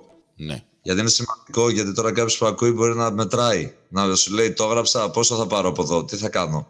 Οπότε, να μην μπερδέψουμε, γιατί μπορεί κάποια παιδιά τώρα αυτή τη στιγμή που μας ακούν να μετράνε ταυτόχρονα. Πάντως, να ξέρεις, εμένα ένα άλλο παιδί με ρώτησε στο κανάλι. Ναι. Δεν το βρήκα άλλο νούμερο, δεν έκανα προσεγγίσεις, έτσι. Και με ρώτησε πόσο μου λέει θα χάσω, πόσο θα κάνω, ας πούμε. Και εγώ θεώρησα και, εντάξει, δεν είναι δική μου δουλειά να το απαντήσω προφανώς αυτό, αλλά το είπα ότι είναι πολύ σημαντικό να έχεις βρει. Κάτσε να δω πόσο παίρνει αυτό, φίλε. 4 μονάδες παίρνει. Οκ. Είναι πολύ σημαντικό να φτάσεις να βρεις το πηλίκο της βασικής προσισόξενης μορφής. Ταπεινά το λέω. Συμφωνώ, Άντων, συμφωνώ. Αυτό. Συμφωνώ. Οπότε, τα παιδιά είναι πάρα πολύ σημαντικό να καταλάβουν ότι δεν θα πάρουν 0 από εδώ. Αν δεν έχουν φτάσει στο τελικό αποτέλεσμα όσον αφορά το βαθμό ιοντισμού. Ισχύει. Okay. Αυτό. Ισχύει. Δηλαδή ότι και μόνο που έχεις πάρει την αντίδραση του δείκτη, έχεις κάνει την κάπα, έχεις τοποθετήσει και έχεις βγάλει το λόγο τη συγκέντρωση του δέλτα πλήν προς το ητα δέλτα ότι είναι 1, ή αν το θέσει 2 μορφές είναι ίσες, οι συγκεντρώσεις των 2 μορφών είναι ίσες. Σωστό. Ναι. Είμαστε καλά. Είμαστε καλά. Μπορεί να είμαστε και κατά το ίμιση, Εκεί πιστεύω ότι θα είμαστε. 2 στα 4. Ναι, κάπου εκεί. Ναι. Ωραία. Άρα αυτές οι μοναδούλες, οι 4, ας πούμε, ότι στόχευσαν έτσι στους άριστους λίγο να γίνει κάποιος διαχωρισμός. Και πάμε τώρα με τη δική σου τη λύση. Έτσι. Απλά λίγο την εκφώνηση να δούμε. Έτσι. Πάμε στο Δέλτα 3. Ήρθε η ώρα. Ναι, ήρθε η ώρα. Παρακαλώ, με σχέδιο. Οκ. Δεν ξεκινάς εσύ, λέω εγώ, και να πω εγώ στο τέλος. Πολύ ευχαριστής. Για πάμε. Λοιπόν, 10 γραμμάρια δείγματος θείου καίγονται πλήρως και σχηματίζεται διοξίδιο του θείου. Η ποσότητα του διοξιδίου του θείου διαβιβάζεται σε υδατικό διάλειμμα χλωρίου και αντιδρά πλήρως σύμφωνα με την χημική εξίσωση 1. Στη συνέχεια, τα οξέα που σχηματίζονται εξουδετερώνονται πλήρως από διάλειμμα υδροξιδίου του νατρίου συγκέντρωσης 0,5 μη και όγκου 2 λίτρα. Αυτά θα τα αναλάβει ο Χρήστος. Εγώ θα ασχοληθώ, από ό,τι κατάλαβα, με την ισοστάθμιση, έτσι. Ναι, αφού τα ξέρω τώρα, σου δίνω πάσα σε όλα αυτά που αγαπάς, το ξέρεις. Τόσα βίντεο έχεις κάνει, πάλι και ξανά, εσύ θα το πεις, εσύ. Λοιπόν, εντάξει. Έχεις κάνει εκπληκτικό βίντεο που το έβλεπα προχθές το βράδυ και το συζητούσα με τα παιδιά. Έχεις κάνει εκπληκτικό βίντεο με τις πολύπλοκες οργανικές. Ήθελα να το πω. Το ξέχασα να σου το πω, απλά τώρα που το μου ήρθε, εκείνο με την προπανοδιόλη. Εξαιρετικά καλή δουλειά. Πάμε. Ευχαριστώ πολύ. Ήταν ερώτηση μαθητή, έτσι. Ήταν ερώτηση μαθητή από το κανάλι. Το κατάλαβα. Ήμουν σίγουρος. Λοιπόν, τώρα τι γίνεται με αυτό. Θα μιλήσω σε λίγο για το σκοτεινό κομμάτι της. Εγώ πάω, έτσι, εν αγνία κινδύνου και κάνω τις μεθόδους μου. Έτσι βλέπω ότι το είδος το οποίο οξυδώνεται είναι το θείο, από -4 πάει σε -6. Βλέπω ότι το χλώριο, μοριακό χλώριο από 0 ανάγεται σε -1. Η μεταβολή του ενός καθορίζει τον συντελεστή του άλλου, το σύνολο των, τέλος πάντων, των ατόμων. Οπότε αποδίδω τον άσο στο θηϊκό οξύ στο δεύτερο μέλος και το διάρρη, έτσι, τη μεταβολή του θείου στο υδροχλώριο και ακολουθώ τις γραμμούλες μου, βλέπω ότι τα χλώρια μου είναι μια χαρά, εδώ πέρα 1, βλέπω ότι και τα άτομα θείου είναι 1-1 και κάπου εδώ, oops, Houston, we got a problem. Κάπου εδώ, λες, όπα, πού είναι τα υδρογόνα, έτσι. Εδώ, χτύπημα κάτω από τη ζώνη, επέτρεψέ μου να πω. Έλα ρε, σιγά, εντάξει. Κοίτα, τώρα εγώ θα επικαλεστώ τον μαθητή τον αδύναμο, τον μαθητή τον κουρασμένο, που έχει φτάσει Δ3 και λέει, επιτέλους, μας βάλανε συμπλήρωση συντελεστών, 2 μοναδούλες είναι, πού είναι το νεράκι. Ελπίζω, έτσι, ο κόσμος, κάποιος κόσμος να το σκέφτηκε, ας πούμε, ελπίζω, έτσι, να το σκεφτήκατε, παιδιά. Είμαι πάρα πολύ σκεπτικός όσον αφορά το κομμάτι αυτό. Δηλαδή, ένας μαθητής μου είπε, εγώ ζήτησα, μου λέει, διευκρίνηση, αλλά ήταν ήδη αργά.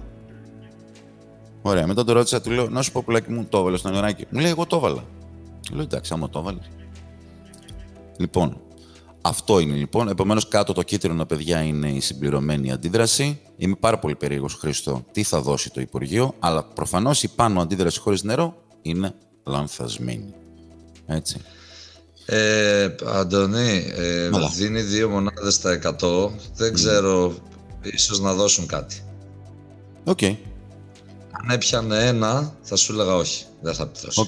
Οκ, ναι, σωστά. Απλά είναι πάλι αυτό που συζητούσαμε στο πρώτο podcast, ότι είναι αυτό που λες καμιά φορά, ότι αν σ' αρέσει κάτι, δεν σου φαίνεται υπερβολικό, και όταν δεν σου αρέσει κάτι, σου φαίνεται υπερβολικό. Δηλαδή, επειδή όπως ας πούμε, όταν φεύγανε χθες τα παιδιά για να πάνε να ξεκουραστούν και να διαβάσουν, τέλος πάντων, αυτούς που τους είπα, πριν κλείσετε τη λάμπα για να κοιμηθείτε, θα γράψετε 4 φορές καθένας το Felling, 4 φορές το Tollens και 4 φορές τις αλογονοφορμικές, για να τις θυμάστε απ' έξω. Οπότε όταν ξέρεις, έχεις πρίξει τον κόσμο για το Tollens, γι' αυτό σου λέω, εμένα μου φαίνεται normal το ότι μπαίνει το νερό μπροστά, γιατί τους είχα πρίξει τον έρωτα. Οπότε γι' αυτό το λέω, είναι ανάλογα που τι σου αρέσει περισσότερο και τι έχεις δουλέψει λίγο σαν αντίδραση. Ισχύει. Είμαστε όλοι υποκειμενικοί. Ναι, γι' αυτό λέω ότι παρόλα αυτά η αντίδραση δεν ήταν ιδιαίτερα δύσκολη και ελπίζω, να σου είμαι ειλικρινής, ότι αν δεν έχουν βάλει τα παιδιά το νερό σωστά και έχουν βάλει όλα τα υπόλοιπα, βέβαια. Έτσι, ναι, αυτό λέω. Τουλάχιστον να πάρουν το ένα από τα 2. Αυτό. Και εγώ το ελπίζω. Έτσι. Ναι, για να κλείσω σε αυτό, έτσι όπως ξεκινήσαμε. Ναι. Λοιπόν, και πάμε τώρα στα καλά. Στις δικές σου λύσεις θα πάμε, απλά διάβασε τις εκφωνήσεις, γιατί μετά δεν τις έχω. Ναι, οκ. Τώρα, όχι, δεν με διακόψει καθόλου, μια χαρά. Εδώ πρέπει λίγο να προσέξουμε τώρα, γιατί το β υποερώτημα ουσιαστικά συνδέεται με όλο το υπόλοιπο. Το α υποερώτημα ήταν καθαρά η οξυδαναγωγή, που μας έδινε, βάλε συντελεστές, τελειώσαμε. Οπότε λοιπόν πρέπει να ξεκινήσουμε να τα πάρουμε λίγο από την αρχή. Λέει 10 γραμμάρια δείγματος θείου. Που αυτό τι σημαίνει? Σημαίνει ότι δεν είναι καθαρό θείο. Έχει μέσα, όπως λέμε, προσμίξεις, άλλοι τις λένε βρωμιά, άλλοι τις λένε... ο καθένας το λέει όπως θέλει. Λοιπόν, οπότε δεν έχουμε 10 γραμμάρια καθαρό θείο. Και αυτό είναι πάρα πολύ σημαντικό για την εξέλιξη της άσκησης. Καίγονται, λέει, πλήρως, πάρα πολύ ωραία, και σχηματίζεται στο 2. Εξαιρετικά. Σε καλό δρόμο είμαστε. Οπότε αν μου γυρίζεις λίγο τις λύσεις για να το βλέπουν και τα παιδιά ταυτόχρονα, το λέω. Φυσικά. Οπότε λοιπόν ξεκινάμε με αυτή τη διαδικασία και λέμε έστω χ τα μόλς του θείου, του καθαρού θείου, που θα καεί. Και ξεκινάμε να γράψουμε την αντίδραση. Στοιχειομετρικά η καύση του θείου είναι πάρα πολύ εύκολη, είναι 1/1/1. Οπότε θα δημιουργήσουμε χ μόλς από το σώδιο. Το οποίο μας λέει τώρα SO2, διοξείδιο του θείου, τέλος πάντων, για να μιλάμε χημικά, κάνει αυτή την αντίδραση που ισοσταθμίσαμε προηγουμένως και δημιουργούνται, λέει, 2 οξέα. Πολύ ωραία. Αντιδρά πλήρως, επίσης πάρα πολύ σημαντικό, οπότε δεν χρειάζεται να κάνουμε πινακάκια και ούτω καθεξής. Θα το πάμε με τη στοιχειομετρία τύπου Β λυκείου ή τύπου οργανικής, αν το θέλετε, για κάποιον. Οπότε σε κάθε 1 μολ παρασκευάζονται 2 μολ υδροχλωρίου και 1 μολ θεϊκού οξέως. Τώρα που έχουμε χ μολ του διοξιδίου του θείου, θα πάρουμε 2 χ από το υδροχλώριο και χ από το θεϊκό οξύ. Θεωρώ ότι αν φτάνανε τα παιδιά μέχρι εδώ, η συνέχεια ήταν λίγο πιο normal. Το θέμα ήταν να φτάσουμε εδώ και να βρούμε σωστά τα μόλς του υδροχλωρίου και τα μόλς του θεϊκού οξέως. Διότι μας έλεγε ότι αυτά τα 2 οξέα, δηλαδή τώρα πηγαίνουμε σε λίγο πιο απλοϊκά πράγματα που τα έχουμε δουλέψει όλοι μας περισσότερο. Καλώς ή κακώς, εξουδετερός είναι εξουδετερός, έτσι. Τι δουλεύουμε 3 χρόνια, οπότε είναι λίγο πιο normal για τα παιδιά.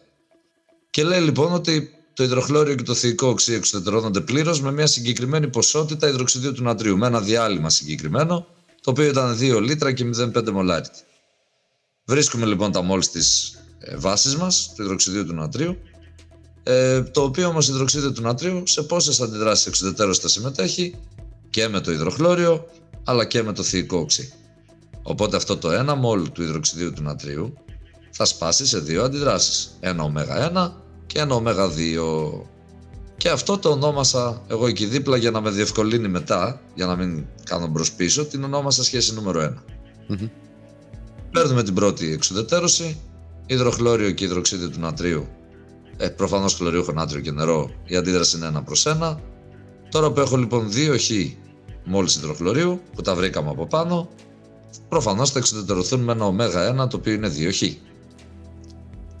Κάνουμε αντίστοιχα την δεύτερη αντίδραση. Εδώ θέλει λίγη προσοχή να βάλουμε τους σωστούς συντελεστές, γιατί το θεϊκό οξύ με τον ΑΟΗ θέλει να συντελεστεί διάρρη μπροστά στον ΑΟΗ και ένα διάρρη στα νερά. Στα νερά δεν παίζει κάποιο ρόλο, αλλά εντάξει, είναι μια εύκολη εξουδετερώση πρώτης λυκείου, οπότε καλό θα ήταν να την είχαμε σωστά. Σε κάθε λοιπόν 1 μόλ του θεϊκού οξέως αντιδρά με 2 μόλς του υδροξιδίου του νατρίου. Τώρα που έχουμε χ, θα αντιδράσει με 2 χ και βρήκαμε και το ω2. Έτσι λοιπόν, αν πάμε στη σχέση νούμερο 1 που αναφέρθηκα επάνω, θα βρούμε ότι τα 2 χ που είναι το ω1 και τα 2 χ που είναι το ω2 θα είναι ίσον με το 1, 4 χ ίσον με 1 λοιπόν, και το χ θα βγει ότι είναι 1/4 ή αλλιώς 0,25 μόλς. Ωραία. Και από εκεί και πέρα τα πράγματα είναι σχετικά εύκολα, γιατί βρήκαμε το χ που είναι και τα μόλς του θείου από τα οποία ξεκινήσαμε, του καθαρού θείου, το τονίζω. Οπότε θα βρούμε τη μάζα του θείου, τα οποία αν ακολουθήσουμε τον απλό τύπο νήσον μάζα προς MR, για την ακρίβεια είναι αλφα, γιατί και εγώ MR το έγραψα στην αρχή όταν πήγα να προτείνω τη λύση, αλλά μετά λέω το θείο είναι άτομο, οπότε είναι σχετική ατομική μάζα, δεν είναι το αλφα το σωστό, έτσι. Οπότε βρίσκουμε ότι η μάζα του θείου θα είναι 8 γραμμάρια. Και τώρα ουσιαστικά η άσκηση είναι ένα τσικ πριν να τελειώσει. Ναι. Το δείγμα λοιπόν ξέρουμε ότι είναι 10 γραμμάρια, εκ των οποίων τα 8 γραμμάρια είναι το καθαρό θείο. Στα 100 γραμμάρια πόσο, και βρίσκουμε την περιεκτικότητα του θείου ότι είναι 80% βάρος κατά βάρος. Μια χαρά. Του καθαρού θείου, καθαρού θείου χωρίς τις προσμίξεις. Βρήκαμε τώρα. Ακριβώς. Μια χαρά. Αυτό. Τώρα, συνέχεια έλεγε, θες να το πεις εσύ? Λίγο, ναι. Ναι. Λέει να αιτιολογήσετε χωρίς υπολογισμούς. Δεν μας κουράζει δηλαδή, με νούμερα και με τέτοια. Γράφοντας, λέει, τις κατάλληλες αντιδράσεις, αν το τελικό διάλειμμα που προκύπτει μετά την εξουδετερώση είναι όξινο βασικό ή ουδέτερο.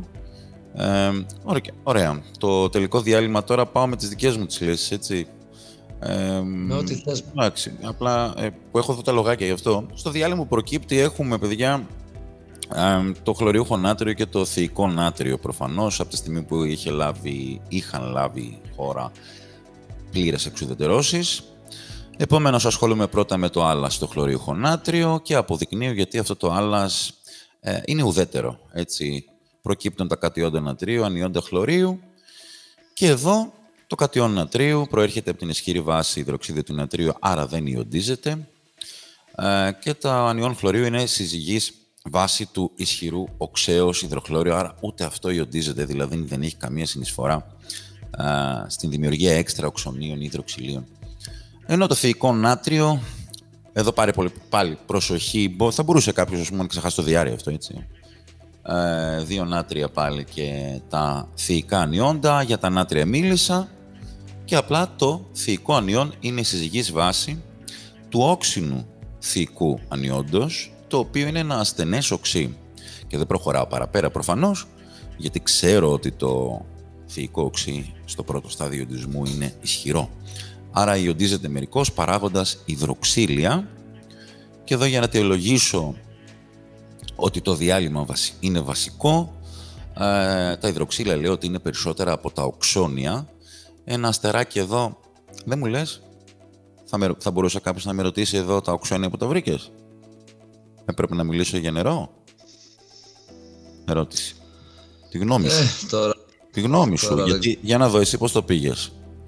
Τα έχεις υδροξύλια και λες, οκ, μια χαρά. Κοίταξε, μοιάζουν πάρα πολύ οι αιτιολογήσεις μας. Ναι. Και εγώ αυτό έγραψα. Το νάτριο και το χλώριο δεν αντιδρούν με το νερό, οπότε δεν επηρεάζουν το pH. Είναι σχεδόν τα ίδια. Σχεδόν τα ίδια. Ναι. Τώρα, εντάξει. Δεν νομίζω ότι θα γίνει. Εγώ δεν νομίζω, και να δω λίγο τη μοριοδότηση. Είναι 2 μονάδες, ούτε καν. Ούτε καν. Έτσι, να σε κόψει κάποιος τη μία. Δεν το είπα καν. Δεν θα το κάνω edit να το κόψω. Δεν το είπα καν. Όχι. Είμαστε τέλεια. Θα διακόψω την κοινή χρήση, να σε δω να με δεις. Τι λες, να κάνουμε μια κατακλείδα, μια σύνοψη. Σωστά. Ουσιαστικά, real time δηλαδή, το κάνουμε τώρα αυτό. Πολύ ωραία. Λοιπόν, να δώσουμε έναν επίλογο, έτσι. Τελείωσε η χρονιά για μας. Δεν το πάω εκεί. Να δώσουμε έναν επίλογο. Λοιπόν, για τη συγκεκριμένη χρονιά, τη συγκεκριμένη κόλλα. Έτσι. Τι λες, πώς θες να κλείσεις? Μια σύνοψη. Σίγουρα να ευχαριστήσω πάρα πολύ τα παιδιά που συνεργάστηκα φέτος. Αυτό θα το πω σίγουρα και ελπίζω να μας δούνε και να χαμογελάσουν λίγο, είτε πήγανε καλά είτε δεν πήγανε, όσο θα ήθελαν τουλάχιστον, γιατί και εγώ ξέρω ότι κάνανε πάνω κάτω, έχω μιλήσει σχεδόν με όλους. Ακόμα και κάποιοι που στεναχωρέθηκαν για κάποια λάθη που κάνανε, ή ακόμη και αυτοί που γράψαν εξαιρετικά, και αυτούς θέλω να τους τραβήξω λίγο το αυτί για να κρατήσουν τη μύτη χαμηλά, γιατί έχουμε και τη φυσική που έρχεται. Και θα γιορτάσουμε ή θα στεναχωρηθούμε την ημέρα που θα τελειώσουμε μετά από τη φυσική. Τότε, όχι τώρα ακόμα. Είναι σημαντικό αυτό.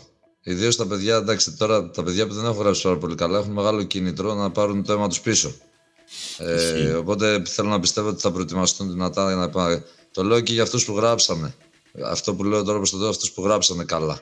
Να τους συμμαζέψει. Λίγο να... Ναι, αυτούς λίγο να τραβήξω το αυτή. Παραπάνω. Ακριβώς. Ναι. Επίσης θα δούμε λίγο με τη βαθμολόγηση, γιατί εγώ στη συζήτηση που είχαμε κάνει νωρίτερα το απόγευμα σου είπα λίγο ότι ανησυχώ, γιατί όλο το β' θέμα είναι καθαρά θεωρία και θέλω να δω λίγο πώς θα βαθμολογηθεί αυτή. Το πώς θα βαθμολογηθούν αυτά τα πολύ θεωρητικά κομμάτια. Να μην είναι πολύ αυστηρή, αν είναι... θα το δούμε. Λίγο αυτό με κάνει. Οπότε κρατάω μικρό καλάθι για το β' θέμα, παρότι είναι σχετικά normal, υπομονή, να δούμε λίγο τι γίνεται. Και σε γενικές γραμμές αυτό. Να ευχαριστήσω και εσένα για άλλη μια φορά. Να πούμε καλό καλοκαίρι. Γιατί τώρα δεν θα κάνουμε άλλα. 2 μέσα σε μια εβδομάδα είναι υπερβολή, νομίζω. Γιατί? Δεν ξέρω, ό,τι πεις. Εντάξει, you are the boss. Είσαι αφεντικό, οπότε ό,τι πεις. Κανείς δεν είναι αφεντικό, κανένας. Ναι, μα πλάκα κάνω. Λοιπόν, οπότε αυτό. Επειδή τα είπαμε τα πιο πολλά και προχθές, μην κουράζουμε. Ναι. Καλή συνέχεια σε όλους, καλή συνέχεια στα παιδιά. Θέλω να ακούσω και τη δικιά σου άποψη τώρα που τα ξαναείδαμε και μαζί και το συζητήσαμε, γιατί δεν είχαμε χρόνο να τα πούμε νωρίτερα σήμερα, η αλήθεια είναι. Τι χρόνο να έχουμε. Μιλήσαμε ελάχιστα. Ακριβώς. Ναι, μιλήσαμε ελάχιστα το απόγευμα και λίγο το πρωί που μιλήσαμε, αλλά δεν έχουμε. Θέλω να σε ακούσω τι θα πεις. Αυτό. Καλό βράδυ από μένα, να πάνε όλα καλά. Συνεχίζουμε και έχουμε και τη φυσική, μην το ξεχνάτε, αυτό είναι πολύ σημαντικό. Ακριβώς. Πολύ ωραία, Χρήστο. Επειδή πρώτα το πήγες λίγο στο κομμάτι... Στο σημαντικότερο. Στο σημαντικότερο. Στην ψυχολογία και στο συναισθηματικό κομμάτι, εγώ... Το σημαντικότερο. Τι? Αυτό, εγώ ναι, είναι το σημαντικότερο. Τα παιδιά μας είναι το σημαντικότερο. Ωραία. Με πήγες, δεν το περίμενα ότι θα πάω εκεί. Δεν το περίμενα, οπότε θα χρησιμοποιήσω τη λέξη openness. Λοιπόν, εντάξει, εγώ συγκινούμαι τη χρονιά ίσως μία φορά. Και όταν ακούω ωραία μουσική. Αλλά τη χρονιά είναι πολύ έντονη η συγκίνηση και η σημερινή μέρα είχε τέτοιες αποχρώσεις. Και λίγο χθες το βράδυ που τους έστειλα ένα story, ας πούμε, ξέρω εγώ, που συγκινήθηκαν όλοι. Ναι, και εγώ θέλω με τη σειρά μου να ευχαριστήσω όλα τα παιδιά που μου εμπιστεύτηκαν και ήταν μακρύ το ταξίδι και αυτό θα το πω κιόλας. Κάθε εμπόδιο, παιδιά, που συναντάτε, που συναντάμε, είναι μια ένδειξη ότι εξελίσσεστε. Μην το ξεχνάτε αυτό. Δεν υπάρχει μάχη που χάθηκε, έτσι είναι μια διαδρομή. Και μετάραξες τώρα με αυτό που είπες, έτσι κατάλαβες, δεν ήθελα να πάω εκεί. Γιατί συγκινησιακά σήμερα η μέρα ήταν πάρα πολύ έντονη. Εγώ έχω τερματίσει. Εντάξει, είμαστε και κουρασμένοι τώρα και ξέρεις αυτό το επιβαρύνει. Θα πρέπει να βάλουμε τώρα από πίσω το Bittersweet Symphony των Verve να παίζει από πίσω. That's life. Κάπως έτσι είναι.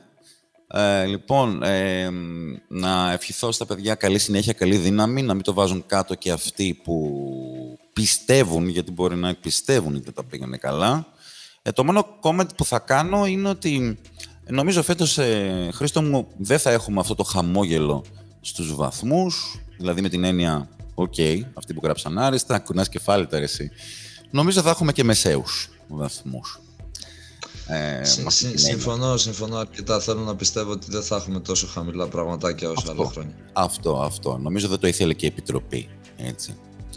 Αυτό το πράγμα. Αυτή την αίσθηση έχω. Απλά σου λέω: έχω ένα ερωτηματικό μόνο με το Β. Εκεί είναι το θέμα. Αν πάνε όλα καλά και πάνε και έχουν επίοικια με την έννοια του ότι. Ναι. Να μην πάνε τα παιδιά τόσο πολύ by the book.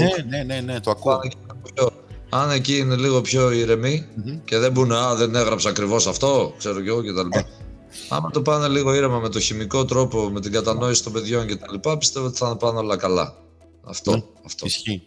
Ισχύει. Λοιπόν, κλείσιμο χρονιάς. Ωραία ήτανε. Σε ευχαριστώ πάρα πολύ, Χρήστο, που είσαι και στην ψηφιακή μου ζωή και στη ζωή μου. Λοιπόν... Προχωράμε, έχουμε δρόμο ακόμα. Μην τα λες αυτά. Έχουμε δρόμο, είπαμε. Έχουμε δώσει πρόσκληση τώρα. Έχουμε δρόμο. Έχουμε δρόμο και έχουμε όμως και ενέργεια να κάνουμε πράγματα και γι' αυτό είμαι πάρα πολύ ευγνώμων. Λοιπόν, να ευχηθώ κι εγώ. Πάμε καλά. Παιδιά, με το καλά αποτελέσματα. Έτσι. Ευχαριστούμε για όλα, παιδιά. Να είστε καλά. Γεια σας. Καλό βράδυ, παιδιά. Καλό βράδυ, Αντώνη. Καλό βράδυ. Φιλιά πολλά.